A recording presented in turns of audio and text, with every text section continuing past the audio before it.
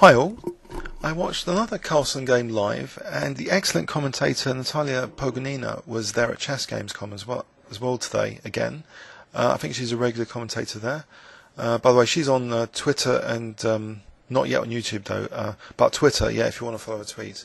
But so Carlsen was white, so he played d4, and Topalov went in for the King's Indian, and I found Carlsen's strategy very interesting in this game. How the A-pawn, winning black's A-pawn, seemed to put Topalov in a lot of trouble.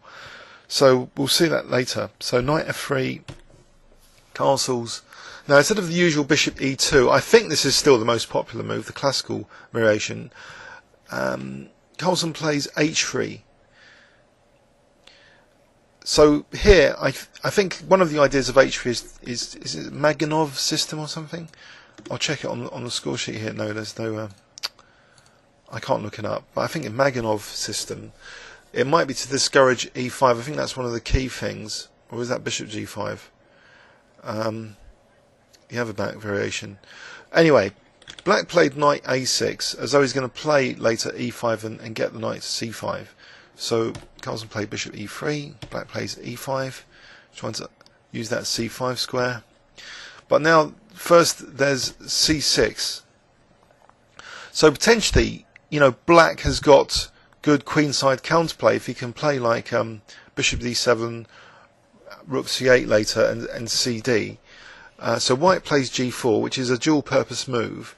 It might be useful for an attack later, but more importantly, it's like discouraging f5 from black, so tightening the grip on the king side. So Topalov plays on the queen side. He plays knight c5.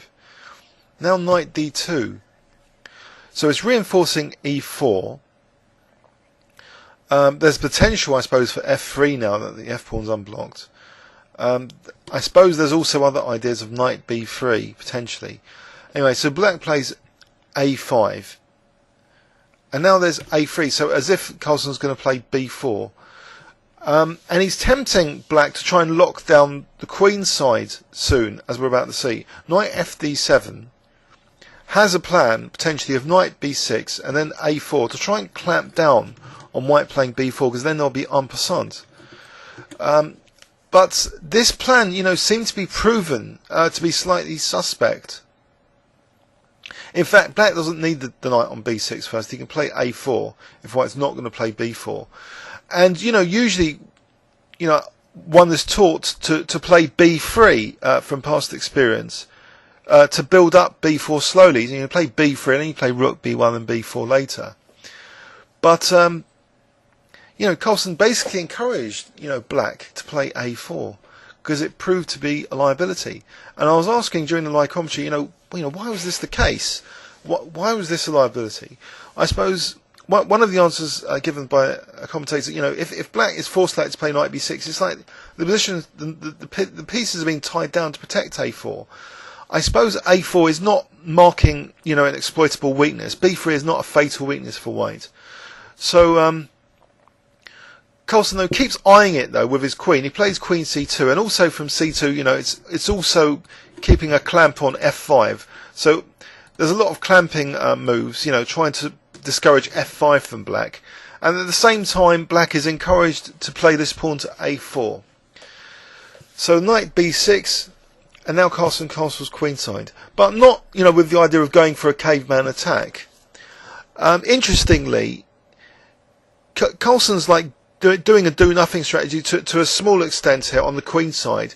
He's waiting for black to try and open up the queen side and try and pounce on the light squares, as we'll see. So bishop d7, he just plays king b1. So prophylaxis before it happens, you know, rook c8, cd, you know, just try and make sure his king's a bit secure on the c file. So Topalov opens the c file, and I thought black was doing fine here. In fact, Ribka gives black a small edge at depth 11 on my old sort of version of Ribka. And rook c8 is what was played. And I completely missed this move. I couldn't have guessed white's move because, you know, for me, the rook, you know, psychologically, the queen, you don't want to like move this knight ever. So this next move took me by surprise when I saw it. I wonder if you can guess it if I gave you 5 seconds and you haven't seen the game before, or 10 seconds. Okay, Carlsen's next move was a bit of a surprise to me. So, but if you look at his pawn structure, look, the pawns are mostly on light squares, and his bishop doesn't want to be stuck behind them. But because of that CD, actually the bishop can actually now move to b5 to exchange itself off. And it seems Black's tactical resources, they weren't employed by Topalov. He did take on b5, but of course there's no knight e4 with the discovery because then queen takes. But I was thinking, during the commentary, during the live, like knight b3 might be worth considering. But then I guessed queen d3 would be good, and Rybka's saying that. So knight d4 is just losing a pawn really for nothing. There's hardly any compensation. White could just take with that knight on d5, take on d4, and just exchange off the bishop's big advantage. The queen's actually nicely parked on d4. White will use a c-file, end of counterplay, end of game. So let's see. So knight takes b5. So if knight b3 is not working, someone mentioned knight e6. So here, if queen d3, the idea is that knight f4 to try and liberate the bishop. But in this position, queen f1, according to Rybka, slight advantage. So white doesn't have to take on f4. As soon as white liberates that bishop, black's better, according to Rybka. But I thought still white was okay here with maybe rook c1. But maybe that's not true. Queen f6, and there is concrete pressure now on white's position. So that bishop doesn't want to be liberated. That's the last thing you want to do, really. So in this position, though, apparently, instead of queen d3, also bishop takes b6 might be a viable alternative. But queen d3, knight f4, okay, queen f1 is basically the only move to stop knight takes h3 if black wanted to win a pawn and return back to f4.